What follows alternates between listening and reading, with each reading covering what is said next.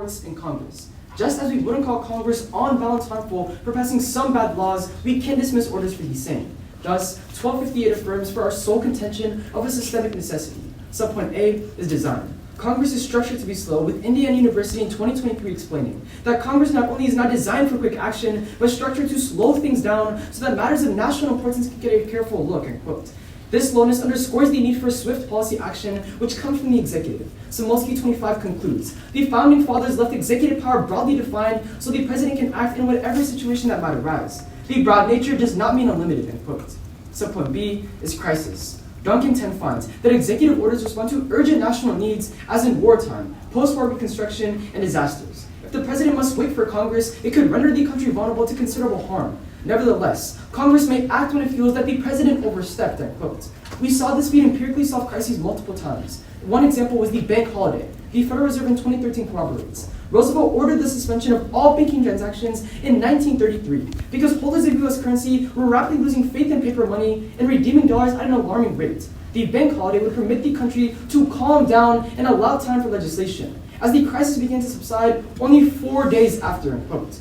Without this use of the executive order, our country wouldn't even be the same. Sullivan 20 finds that the banking holiday marked the turning point of the Great Depression. As the banks reopened, a recovery began that would not have been possible had the public not been convinced not only to quit withdrawing their money, but to start putting it back, end quote. Without this intervention, America's entire banking system would have collapsed, extending the Great Depression indefinitely and affecting the lives of 125 million Americans. Another major example is public health emergencies. During COVID, Biden's orders were fundamental to saving Americans. Morris 21 explains, Biden's national strategy for COVID includes executive orders and totals 200 pages. Biden issued the executive order to provide a unified and effective response, which established a national response structure to coordinate across the federal government, end quote. As a result, the American Presidency Project in 2025 concludes that the national strategy mobilized 90,000 vaccination locations and achieved 200 million vaccines within 100 days, end quote. Crisis response will always be imperative for our nation and saving our citizens, and executive orders are not just instrumental in achieving that, but the only way to do so. Subpoint C is cooperation. Civics for Life No Date explains that executive orders set the tone for national debate, shape public policy, and put pressure on Congress to act, end quote.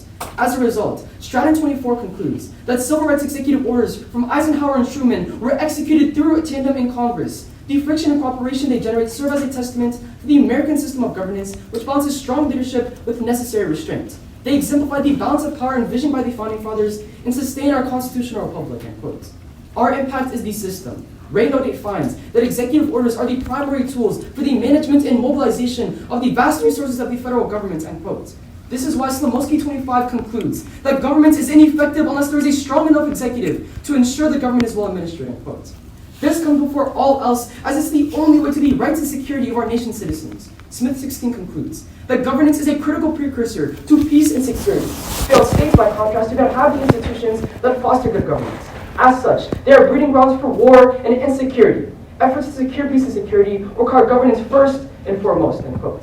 Without functioning governance through directing agencies, enforcing legislation, speed in crisis, and friction between branches, no rights, progress, or peace can exist, and because those values come before all else, we are proud to affirm.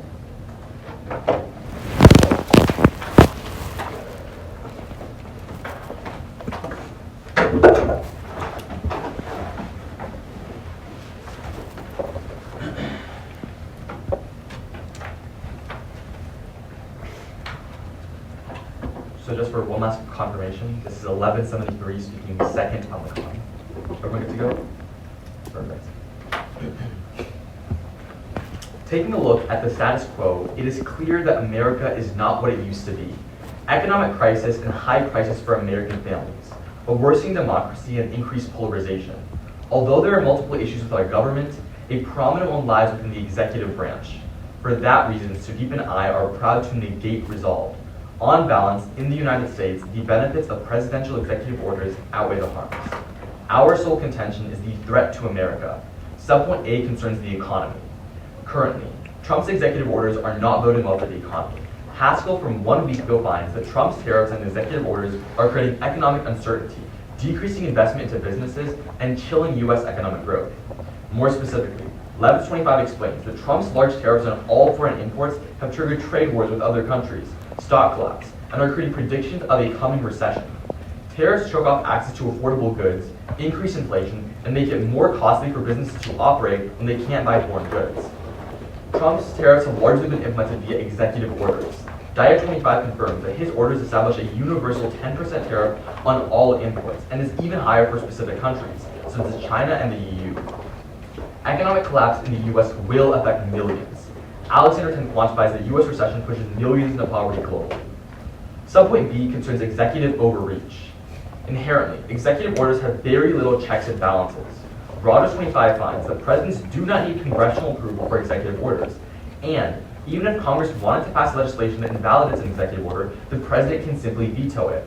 Even more, Missile 25 explains that not only have courts become more politicized and no longer impartial, but they also naturally move slowly with lengthy appeals processes. This makes it improbable that the judicial branch will properly check the president's executive authority. As a result, recent presidents such as Trump, Obama, and Biden have taken full advantage of the lack of accountability within executive orders. Levy 25 confirms that these administrations have overreached their power, ignoring existing laws and creating new ones, even when they don't have the constitutional authority to do so. Executive orders have expanded the president's unilateral decision-making with little checkbacks to ensure proper use. And when power is overly concentrated within the executive branch, it means less involvement from Congress and subsequently the people. That's why BRI concludes that executive orders have allowed presidents to excessively consolidate power and control the government, opening the door for violations of our civil liberties and damaging American democracy. Subpoint C concerns polarization. In the United States, politics is becoming more divided than ever. Rashes 25 explains that citizens are moving towards the extremes, and that America is becoming increasingly politically polarized. When passing executive orders en masse, presidents don't need to work together with other government branches or pursue bipartisanship. Instead, it's the unilateral creation of policy that results in divides among the country and policy that switches every 4 years. Holiday 22 continues that the immediate reversals of a previous president's executive orders create a polarized environment. Since they are enacted so quickly, it gives an immediate reason to dislike the new president. That's what we are currently seeing, as Trump has passed 162 executive orders in just 5 months, some of which are very radical policies, such as attempting to end birthright citizenship or cancel all foreign aid. Ultimately, executive orders don't undergo deliberate reasoning and discussion among parties. There is no need to thoroughly defend ideas before passing an order, and that only creates frustration within the population. Overall, Williamson 23 concludes that the expansion of executive orders has caused the health of U.S. democracy to decline, and this has global implications. Carather 17 explains that U.S. democracy is a model for other countries. As our democracy has worsened, other countries have chosen to become less democratic. Concerningly, Henry 25 finds that the decline of American democracy will push other countries closer to authoritarianism, resulting in more war, worse economies, and affecting the lives of millions. Thus, we are so proud to make it.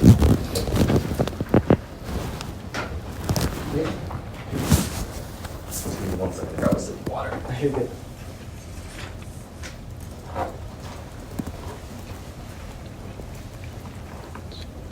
Perfect.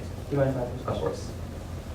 In your subpoint C, you talk about how Trump has issued 162 executive orders, and some of these are so radical like birthright citizenship and foreign aid. But if both of these executive orders were struck down by the courts and blocked and aren't in effect anymore, how can you say that this polarization is so mass spread, or that if checks don't work if we see them happening right now in front like this? So there's a couple of issues with that, right? The first is that even though the foreign aid was struck, or the foreign aid cut was struck down, the Supreme Court still allowed it for 2 months and didn't file a TRO, essentially allowing foreign aid to be cut for 2 months for millions of people who needed it. But secondly, and there's a couple things here, right? Secondly, more importantly, the courts are extremely politicized. So even certain executive orders that are unconstitutional, like the ban on asylum refugees, went through and allowed it even though it wasn't supposed to be allowed. Follow? Yeah, go ahead. So it's super radicalized and polarized, but they're striking down Trump's MAGA executive orders right now. No, I just explained that, yes, they strike down some of them, but they also allow certain unconstitutional ones to also go through. Okay. We're not going to say they don't strike down any of them, but a lot of them go through. And moreover, even if they do strike them down, it takes a long time to do so, which means the harms are still there. I'd like to see evidence about a lot of them going through though. Sure, can I ask a question? Yeah. All right. So let's talk about your argument specifically about cooperation, right? Yeah. So can the president not cooperate with agencies without an executive order? For example, there's meetings all the time, there's memos, proclamations, etc. Yeah. A proclamation is a celebratory announcement. A memorandum is just a memo to go to someone to just talk about something. The definition, the legal definition of an executive order are formal instructions given to federal agencies that carry the force of law. They're the only tool that the president can use to direct federal agencies. Sure, they can hold meetings or like appoint people, but to direct the federal agencies to go somewhere with policy, like our Thurgood Marshall outcome, like evidence says, that it's the only way to decide how and to what degree legislation will be enforced. The executive order is unique in that. That makes sense. You want a question? Yeah. Let's talk about democracy. If we've had executive orders for 250 years, and for example, in FDR's term, he issued 1,000 each time, the most in history, why didn't we see democracy substantially decline back then? Yeah, for a couple of reasons. One, the reason FDR actually did so many executive orders was because it was a wartime, and he wasn't taking control over so many different sectors. Yeah. For example, Trump is passing executive orders, Biden is passing executive orders, immigration, cybersecurity, AI, all these different fields, and more importantly, it's increasing exponentially. For example, there might have been that one spike, but now it's increasing at a very high rate. 35, 55, 79, now it's like 162, so it's Can I get a a lot more. clarification? Yeah, go ahead. So you said the reason why it wasn't bad is because it was used in crisis. So you contest that if it's used in crisis, it's not bad. That's not what I said, right? I said it wasn't bad because it was used for one very specific scenario, and it was one small issue, the war. But if you want to call it, one big issue, right? Okay. But our entire argument is that it's a lot of issues that they're covering, and not crisis situations. We can. That's pretty much for us. For sure. We'll start that.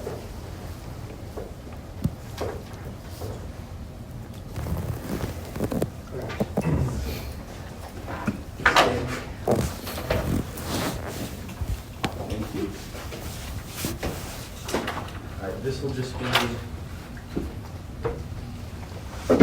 going down the list. Is everybody ready? We'll start in 3, 2, 1. The government must run. They tell you that America has changed, but the fundamental principle of governance hasn't. Throughout the last 200 years, we've had the 3 principles of government: the executive, Congress, and the judicial branch, and we see that they all work in tandem. A valuable cog in that system is the executive order. Don't let them tell you it's not. To the point, we see the executive order is absolutely necessary in directing the bureaucracy, fine-tuning policy and enforcing legislation, cooperating with Congress and provoking action, and ultimately acting in crisis. You always affirm because it's an essential piece of our government, which has been here since the very beginning and continues to be here. On their first contention of executive orders being bad, on this point of the economy, there's 3 responses. Firstly, realize on this entire contention that none of it is holistic. As far back as they go is Obama. When we look at a topic on balance, we need to evaluate executive orders as a system of American governance over the past 200 years. When you do that, you realize that since the very inception of our nation, they have been necessary for our country to function. On balance, we always win because we're the only side that evaluates the whole resolution and the whole history of American governance. But secondly, on Donald Trump's economic policy, there's a couple of responses. Firstly, we see right now that the bank is fine. The U.S. Bank on May 28th writes, quote, amid uncertain economic environment complicated by significant trade policy changes, there is only a 0.3% decline in GDP, and it does not yield yet the start of a recession. Their impact is inconsequential and will most likely be reversed in 4 years by the subsequent administration. Our benefits are forever because the government must run every single day. But thirdly, we see that the markets fundamentally checked Donald Trump's tariffs policy. We saw that he rescinded his tariffs and put a 90-day pause when the markets freaked out. The markets are going to freak out again when this 90-day pause gets up. It's a fake bluff. But then, on this idea of executive overreach, there's 3 main responses. Firstly, checks and balances work because executive orders are a part of our system, not an unprecedented threat. Peterson 19 writes, quote, a president's ability to control the levers of power can be augmented or constrained by the historical moment. While presidents today may hold more power than they did when the Constitution was written, the powers of the institutions that have the ability to curb them have grown as well. Realize that the only institution they talk about is Congress. They miss the 3rd branch of government in the judiciary, which we see is checking right now. Knudsen 25 writes, quote, that Trump is getting crushed in the lower courts. He's lost 96% of his total rulings. We're seeing that the judicial branch has grown in threat to this executive overreach right now because the executive order is part of our system. Because thirdly, executive orders aren't secret. Every branch of government knows about them, and if they see significant overreach, they act. Look to right now when 96% of Trump's court rulings are going his way. That's action happening because checks and balances fundamentally grown. Because the executive order has been part of our government since the beginning. It's not an unprecedented threat, rather a cohesive way of policymaking. On this idea of polarization, there's 3 main responses. Firstly, they talk about policy reversals, realize the majority of them aren't reversed. Cambridge University on 2024 writes that 75% of all executive orders have never been revoked. When you look at it holistically on balance, you see that they have no impact. But secondly, the majority of polarization isn't caused by executive orders. Churcher 25 writes, quote, although experts have difficulty pinpointing the exact cause, political scientists point toward political activism, election policies, in-group biases, and mass media's heavy influences. We see polarization is completely not unique to executive orders. But thirdly, on this impact of democracy declining, you have no clue what this means. They never implicate this at all. They don't tell you that America is going to go into full autocracy. They don't tell you what this means. When we see institutions are rising to combat this, you always vote as on the system actively working. Because fourthly, to have a democracy in the first place, we need a government functioning. And when we see the judiciary and Congress and the executive all working harmoniously right now, you always affirm because you know our government is working. Just a little bit running prep starting now.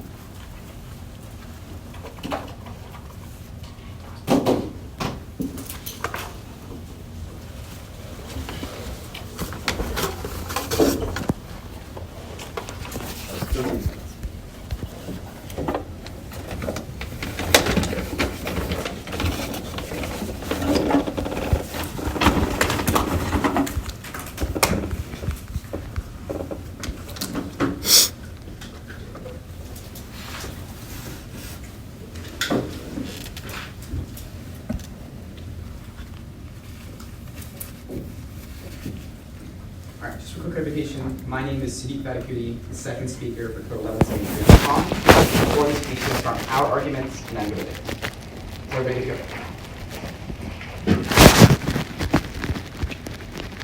They start their speech by executive orders being a cornerstone of government for 200 years. But ask yourself, what does those 200 years produce? Right now, polarization is at record highs, democracy is worsening with record levels of government and public distrust, and economic crisis is going far with the dollar not being nearly as powerful as it used to. Overall, there is a problem with the government. Just because we've lasted does not mean we are doing well, and that is why we're voting no. Let's start subpoint A about the economy. They first say that we have to look at it on a holistic level, but understand that this resolution asks us to weigh the benefits versus the harms. If the harms caused by executive orders during this presidency will outweigh the benefits, then it is a reason to vote negative, and these economic policies are going to push millions into poverty.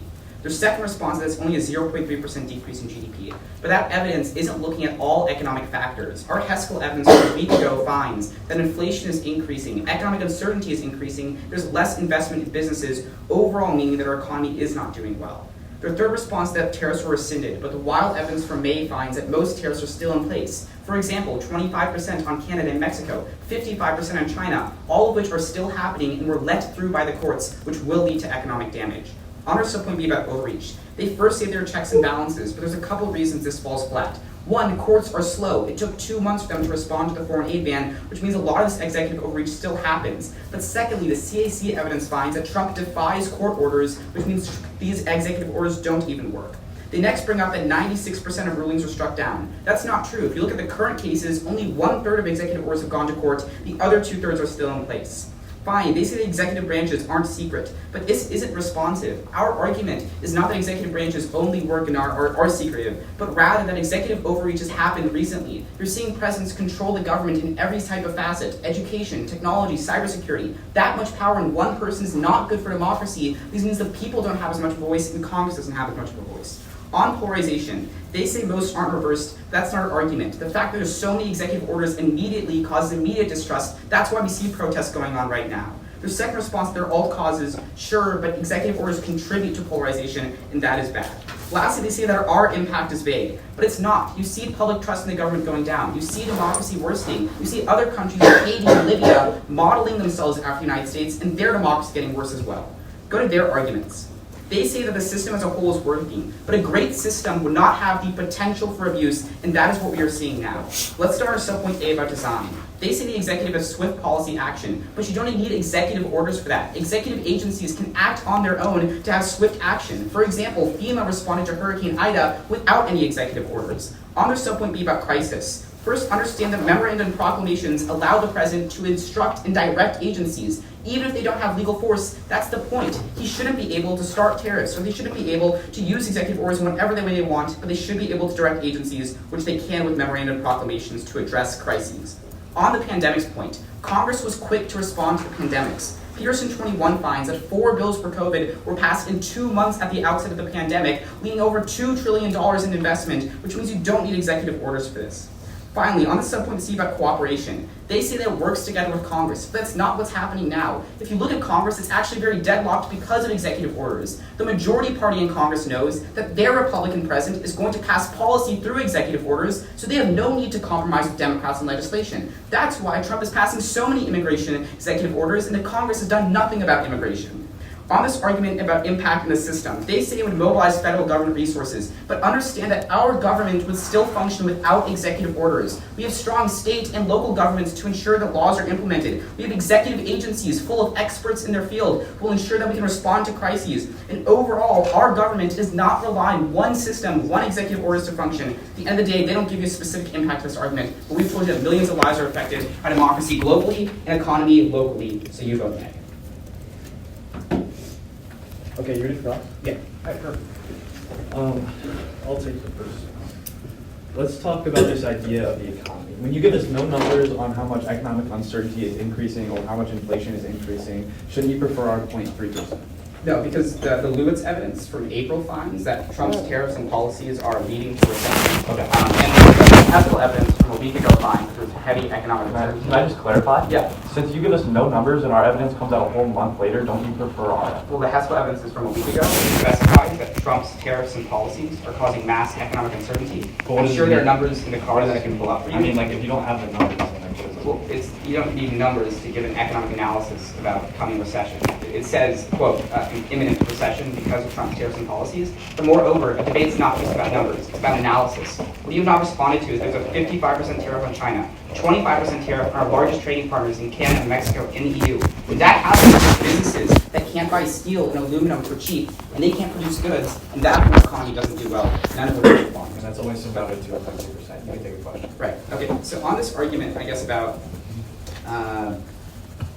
cooperation with Congress. Yeah. As executive orders have increased, has Congress passed more or less bills? They passed like I don't have the exact number on that because like if Congress passing bills isn't exactly related to like the executive passing. Right, but sir, in general, has Congress passed less or more bills in recent years? Well, like since like the dawn of America, Congress has passed more bills.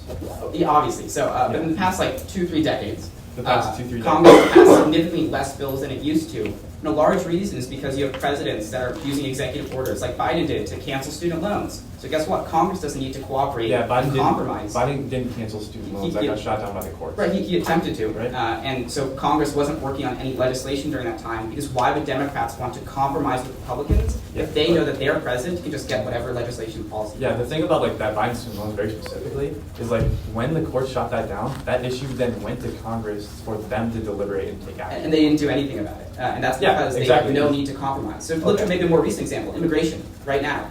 Trump's passing a lot of executive orders on deportations and immigration. There's not one bill in Congress related to that. Those Republicans aren't going to cooperate. Congress sets our immigration policy. There's no bill up for debate regards to asylum seeking or regards to the mass deportations Trump is doing. Because Republicans know that he's going to do what they want for them and they're the majority. But like that's Trump enacting and enforcing legislation. That's Trump enforcing the current immigration statutes that Congress has passed. Not necessarily. I mean, he's creating a policy that bans asylum-seeking refugees from entering the country. That's not just enforcing or implementing a law. Rather, it's creating a whole new statute, and the courts let that through. That wasn't struck down, even though it does violate the Fifth Amendment, which shows that politicized courts do exist, and checks are not perfect, so we shouldn't have a system that allows abuse through executive orders. That's basic. Okay. I think. We're on chat.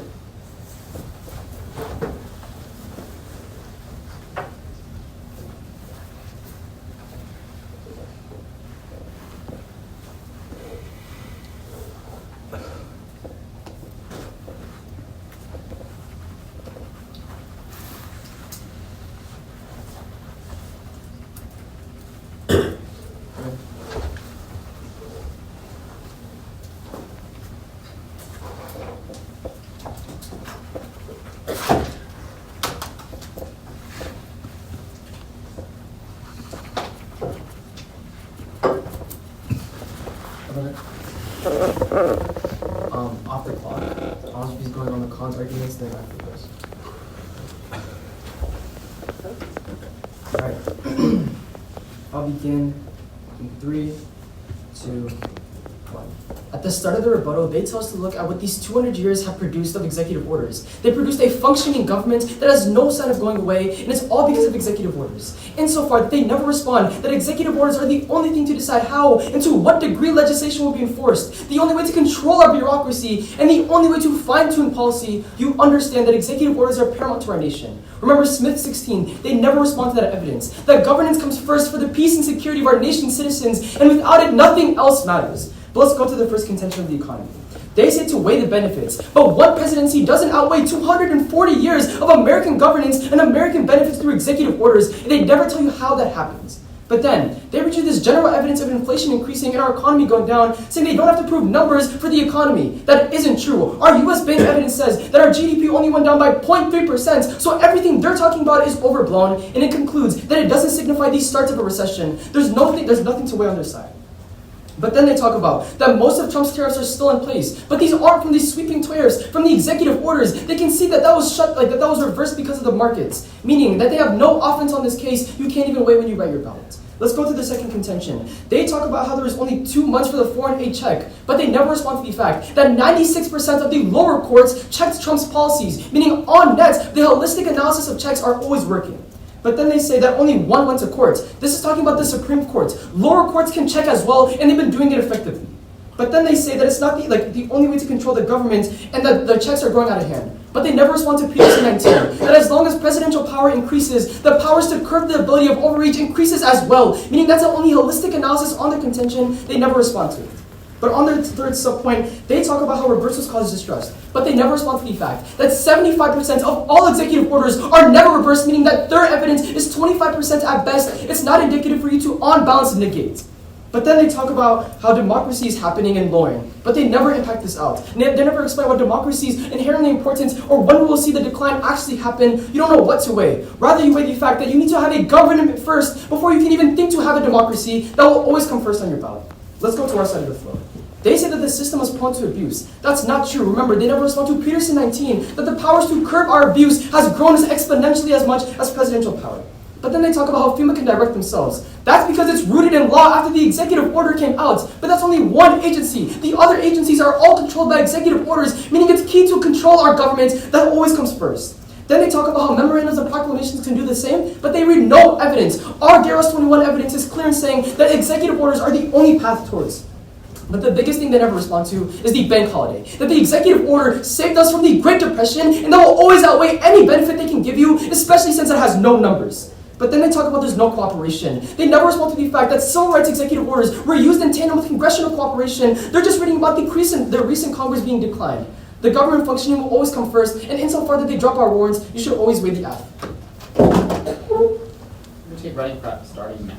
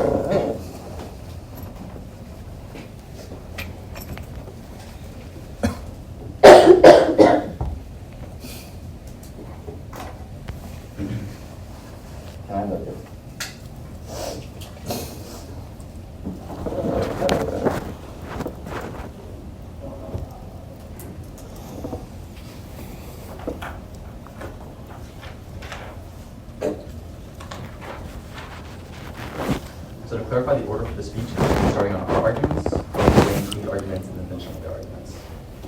How will we get order?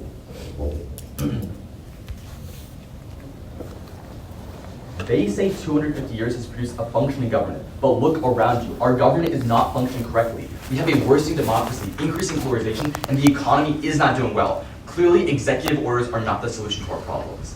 Let's start with our first argument about the economy. Remember, Trump is passing mass tariffs with executive orders, allowing for a significant decline in the economy because businesses can't get imports. For example, the Haskell Act, which was not responded to in their last speech, indicates that businesses are getting less investment, there's more economic uncertainty, and more than that, foreign imports are decreasing.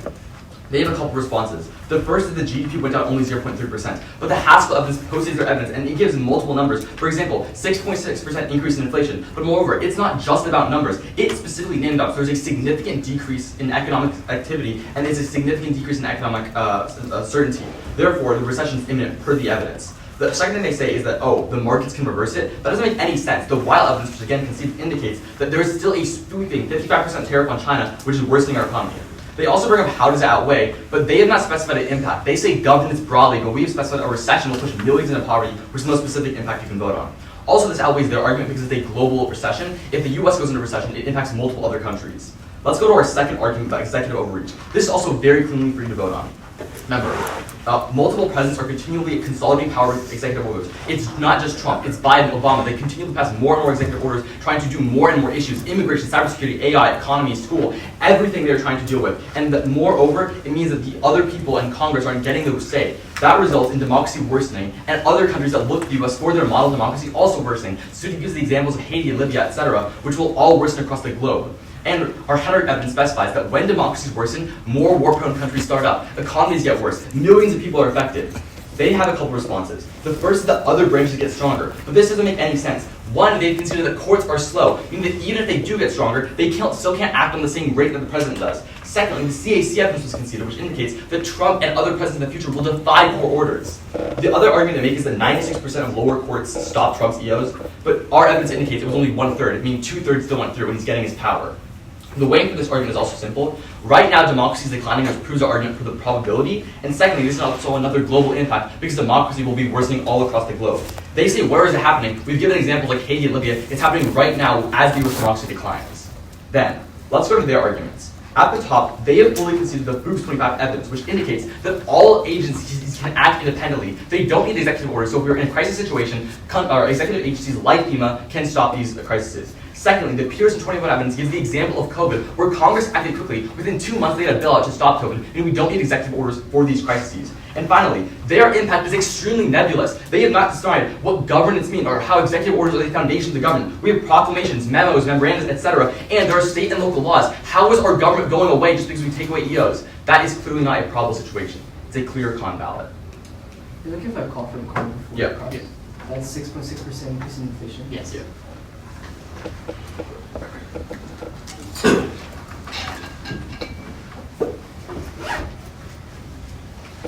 I'll start right now. Let's roll up and down.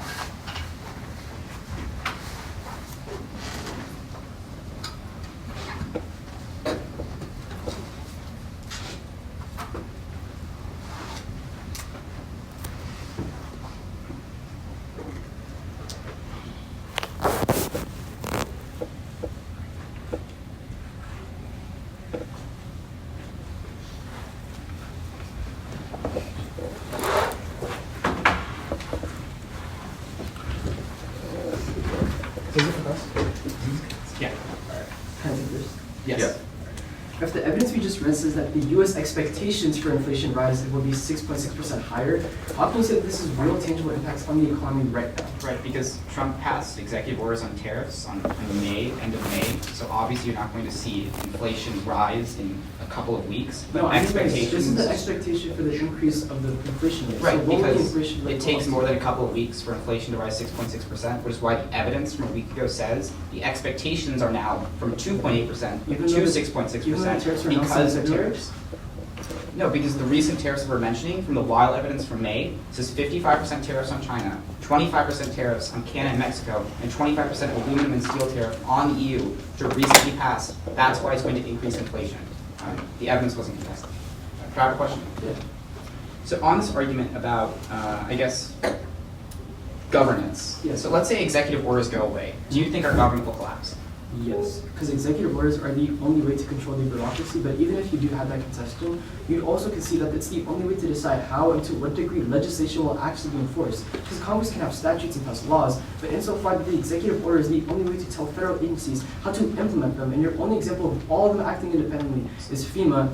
So let's say Congress passes a law, Yeah. and there's no executive order on this law directing how or clarifying anything. Yeah. Do you think an executive agency is going to be incapable of putting that law into motion?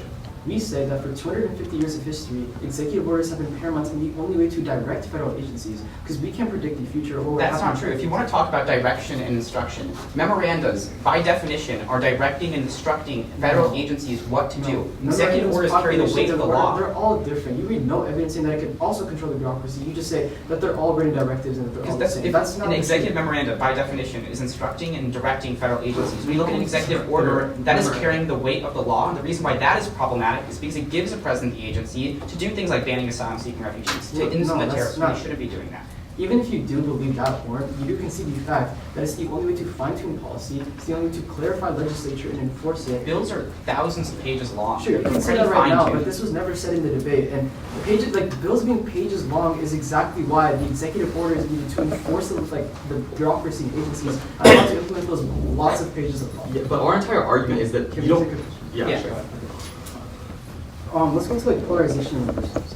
Not once in this entire debate do you ever talk about our 75% evidence. That 75% of all executive orders have never been reversed. So even if we do agree that it causes some amount of polarization, which you never quantify how much, But why is this an important issue? Or We important agree issue? 75% are reversed, but the argument's not about reversal of policy. The argument is that executive orders are passed with such speed and immediacy that it creates immediate distrust and frustration. Wait, no, if you said look it to the was status reversed by quo, subsequent administration. That's what you're ready to That's one of the yeah, sure, reasons. but if you look to the status quo, the reason when Trump passed 162 executive orders in 5 months, when it comes to deportation, immigration, there was no deliberation or discussion about it for 4 years. That's why you're seeing so much public distrust, so much protest, so much frustration between Democrats and Republicans. And obviously it's not the only cause of polarization, but it contributes to it, and that's a harm.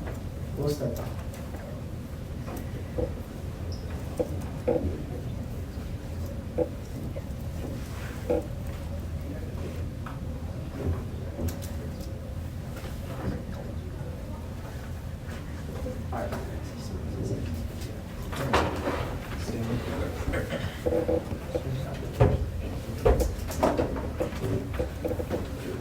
This will just be voters. Is everybody ready? We'll start in 3, 2. The con side of this round wants to throw the baby out with the bathwater and disregard 200 years of American history for one bad apple administration. What we see is when we look at the resolution holistically, which the app side is the only side to do so, and ignore and take into account 200 years before the Obama administration, you always affirm. Because we see, for the past 200 years since the inception of this nation, the executive order has been a critical tool in our governance. But let's look at the current term. They're going to tell you the economy is going down the pooper. But what we see is that the only number we give you that's tangible in this round is that it's only decreased 0.3%. Their 6.6% inflation increase evidence is talking about the expectations for tariffs that were announced in February. You never vote for them on that. What you do vote on is the fact that 96% of Donald Trump's court cases in lower courts get lost. What we see fundamentally is that there's effective checks and balances right now on the president. They never respond to this 96% evidence. On reversals, they're going to tell you that reversals will cause all this polarization, but when you see only 25% are reversed and they never tell you how much it contributes, you never weigh on this. There's nothing to weigh on this contention. They never give you any impact. They just say democracy goes down. But let's look at what the biggest impact is, the system actually functioning. We see it's a cohesive part of our system. That's why our Peterson 19 evidence concludes that as the executive power increases, so too has the checks against it. They drop the fact that it's necessary for the government to function. They say that bureaucracy can act fast, but only through the executive orders that bureaucracy have direction in the first place. It's necessary to enforce and fine-tune legislation. They never respond to this ever in this round. On balance, we see it provokes Congress. On balance, we see it responds in crises. What we see is they dropped the bank holiday. In the Great Depression, executive orders saved us from the banks collapsing and saved 125 million Americans. They never respond to this. You always vote for the fact that the executive order has a niche role in our government and nothing else can replace that, and it's the only thing keeping the government functioning. You always affirm for your rights and your liberties.